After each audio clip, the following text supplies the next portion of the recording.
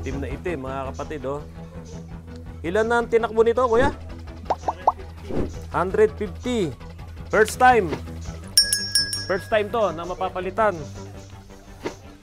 Oh. Ayan, ito yung filter niya. Bakal siya. Sa tingin ko pwede naman linisin, pero ano, mahirap na. Huwag na nating linisin. Para sigurado tayo. Kasi sobrang itim talaga nung nakuha sa kanyang fluid. Oh. ATF, dito para sa MUX. 150,000 ang tinakbo nung MUX na yan. Sabi ni Sir, ngayon pa lang daw magpapalit ng ATF. Bakit yung engine oil, miyat na yan, nagpapalit every 5,000? Bakit sa ATF? Mas mura pa ang ATF compare sa engine oil. Para hindi ka aabot sa ganito. Ngayon mga kapatid, baha po kahapon. Maraming nalubog. So may pagkakataon kung ang yung transmission, automatic transmission, may mga leak yan doon sa oil seal or nakahigop ng tubig ang iyong automatic transmission, paano mo malalaman ngayon kung yung ATF mo ay may halo ng tubig? So ito, magsasample na lang tayo, kukuha ko dito ng kaunti at ilalagay ko dito sa may tubig. Titignan nyo ngayon kung ano ang magiging kulay. Kaso umiilalim yung tubig eh, oh. So, siyempre, kapag yan ay nandoon na sa system mo, wala siyang magagawa kung hindi humalo ng humalo. Ayan. So, yung itim kanina, parang kulang yung dami ng tubig natin. Siguro, dadagdagan ko pa ng konti. Dito ko na lang kaya ilagay. Ayan. Ito na yung maraming tubig. Kasi hindi mo naman din alam kung gaano karami yung magiging mixing nila.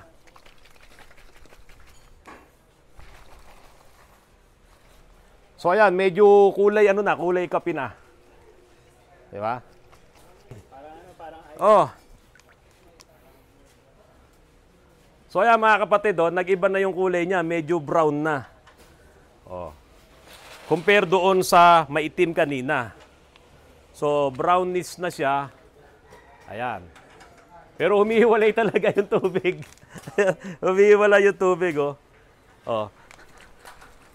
Ngayon, ang problema mga kapatid, yung tubig kasi, kaya niyang sirain yung mga lining nung iyong automatic transmission kasi hindi siya maglo-lubricate. So yung tubig na yan, kapag ka pumasok sa system mo, mababawasan yung lubrications, kaya masisira yung mga lining nyo. So kung makakakuha kayo ngayon ng ganito ng kulay, ayan, iba na yung kulay niya. Oh. May halo ng tubig yung inyong mga transmission, oil, yung ATF nyo. So, ang pinakamaganda siguro, i-drain nyo lahat, tapos kumuha kayo ng transparent na basin or mga lagayan. Tingnan nyo, humihiwalay naman din talaga yung tubig. Oh. So, ganyan na makikita nyo kapag ka-drain nyo. Huwag nyo nang i-attempt na paandarin ng matagal yung mga sasakyan nyo na nalubog sa baha. Ito pa po mga kapatid, halimbawa talagang yung tubig ay umibabaw doon sa makina. So syempre, inabot yung dashboard. Yung mga computer box niyan, pati yung mga modules nandoon sa ilalim ng dashboard. So pwede talagang maapektuhan yung mga computer na mabasa, yung mga computer box. So hindi mo pwedeng paganahin yan. Huwag nyo munang ilalagay yung power supply, yung battery. Kung yan ay nabaha, huwag nyong pakialaman. Huwag nyong itry na i-start. Talagang dapat hilahin nyo sa pinakamalapit na automotive repair shop para ayusin, tiyuin lahat ng mga electronic modules, pati yung mga computer box, bago nyo subukan na paandarin. Ngayon, kung halimbawa hindi naman kayo naka-computer, tulad nitong mga crosswind, yung mga L300 na walang computer box, nabaha. Bago nyo i-start yan, mga kapatid, tanggalin nyo muna sa crosswind yung mga injectors. May 4 na injectors yan. Tanggalin nyo, saka nyo ngayon i-redondo, i-start nyo, i-crank nyo. Kung yan ay may tubig doon sa ibabaw ng piston, doon sa cylinder, itatapon niya lang, isusuka niya yung mga tubig na yun kapag ka-in-start nyo. Isusuka niya yun, makikita nyo lumalabas yung tubig. Pero, pag hindi nyo yun ginawa at may tubig sa ibabaw ng piston, nako, mababaluktot ang inyong mga connecting rod. Kasi yung tubig, hindi naman yun na magkukumbast. Hindi yung kayang i-compress ng inyong makina doon sa piston. So ang mangyayari, mga ilang akyat baba lang ng mga piston nyo, babaluktot na ang inyong connecting rod, kakatok na ang inyong mga makina. So doon sa mga wala ng mga electronics, hindi siya CRDI, no? Tanggalin nyo, kahit yung CRDI, tanggalin nyo yung mga injectors. Or kung meron niyang glow plug, yung heater plug, tanggalin nyo yung mga heater plug. At saka nyo i-start, patapunin nyo ngayon yung mga tubig na yun. Walang problema, hindi naman yan aandar, hindi naman yan mag-i-start, no? Hindi siya magkakaroon ng combustion, hindi siya gagana talaga. Kasi nga, tanggal yung mga injectors. So ang maganda lang doon, ilalabas niya yung mga tubig na nahigop na niya. Pero siyempre, bago mo gawin yon, palitan mo muna yung air cleaner, baka iyan ay nabasa. Kung basa yan, mag-iipon yun, mag-absorb yun ng tubig doon sa air cleaner, hihigupin niya ulit yun. So tanggalin nyo muna yan. So lahat ng pwedeng dadaanan ng tubig baha na yan, kailangan tanggalin nyo muna. Sa mga digasolina, ganun din. Tanggalin nyo po yung mga spark plugs bago nyo i-start. Yun nga lang, sa mga digasolina, computerized na yan. Sigurado, karamihan, computer box na yan. Iilan-ilan na lamang yung mga gumagamit ng carburetors. So, yung mga naka-computer box na baha kayo, wag nyong lalagyan kagad yan ng power supply. Wag nyo ikakabit ang battery. Kasi po, posible talaga na sirain niya yung mga computer nyo, yung mga computer boxes nyo, kung iyan ay nabasa, yung mga circuit board niyan. So, kailangan buksan muna yon, tiyuin yon bago nyo subukan na i-start para makasure kayo na wala kayong masisirang electronic boards or mga circuit boards kapag ka-in-start nyo na ang inyong mga engine. Yung mga nalubog sa baha, ngayon, ang pagkakataon para i-DIY nyo ang inyong mga preno, buksan nyo lahat yan. Kung hindi naman talaga umabot doon sa engine, buksan nyo lahat ang inyong mga preno. Kasi po, posibleng kalawangin ng mga yan kung hindi nyo naman magagamit ng ilang araw. Tapos yung mga naka-brake drum, so talagang papasukin ng tubig baha yun. Ang problema, hindi naman tubig na katulad nito yun eh. Yung tubig baha, may kasamang putik, napakadumi nun. Kaya kung hindi nyo yan lilinisin or hindi nyo ipalilinis sa mga mekaniko, gagamitin nyo ngayon yung mga preno na yan na marumi at pwedeng pagsimulan yan ng maraming problema. So ngayon ang pagkakataon para linisin nyo ang inyong mga preno at lahat ng mga parts ng inyong sasakyan doon sa under chassis na nalubog sa baha. Pati yung inyong mga floorings kung inabot yan. Mga kapatid, huwag nyo pagtagalin yan. Mabubulok ang inyong floorings at pagsisimulan yan ng kalawang hanggang sa masira ito at lumaki pa ang gastos nyo. So ito mga kapatid, para dito sa MUX na to, 4JJ1. Ang engine ngayon ng MUX, 4JJ3 na.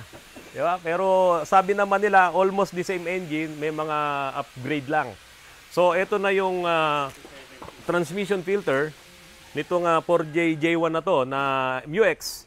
Papalitan na rin natin at magdadialysis tayo para matanggal na rin yung mga maiitim na langis na ATF na nandoon sa kanyang system. Idadialysis namin itong MUX na to, dialysis. Ito complete drain lang po talaga to. Nilagyan na namin ng 7 litro. Yung system nito, may laman na to.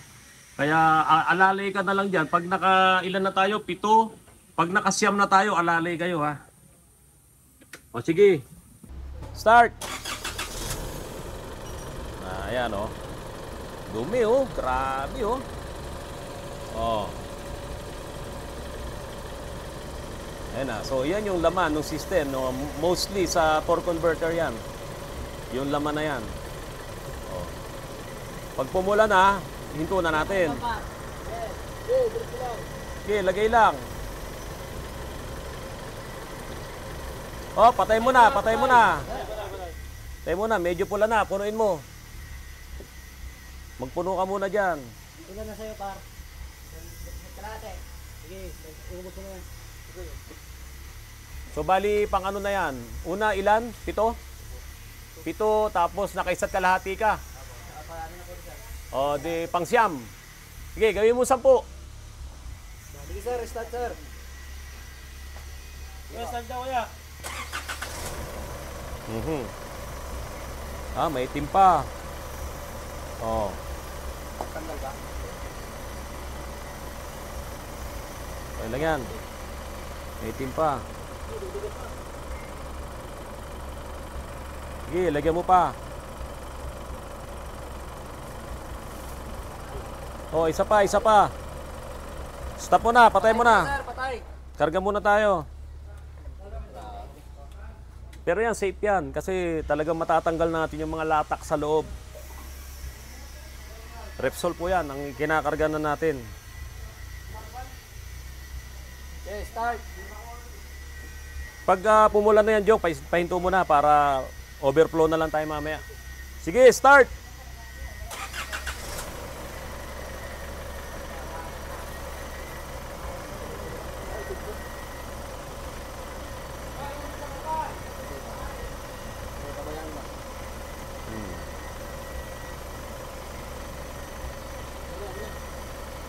Pwede.